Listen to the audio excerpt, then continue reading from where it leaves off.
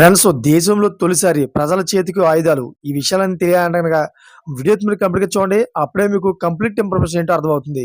అదే విధంగా చాలామంది వీడియో చూస్తున్నారు గానీ లైక్ అని కామెంట్ చేయట్లేదు. దయచేసి లైక్ అని కామెంట్ చేయండి.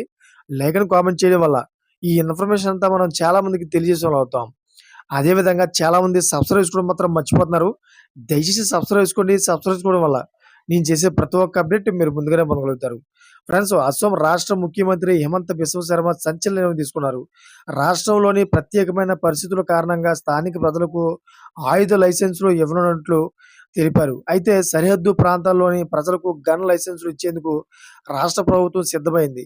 స్థానిక ప్రజల రక్షణను దృష్టిలో పెట్టుకొని ఈ కీలక నిర్ణయం తీసుకున్నట్లు అసోం ముఖ్యమంత్రి హిమంత బిశ్వ శర్మ వెల్లడించారు. అయితే అసోం సరిహద్దు ప్రాంతంలోని ప్రజల డిమాండ్ భద్రతను దృష్టిలో పెట్టుకొని అసోం ప్రభుత్వం కీలక నిర్ణయం తీసుకుంది.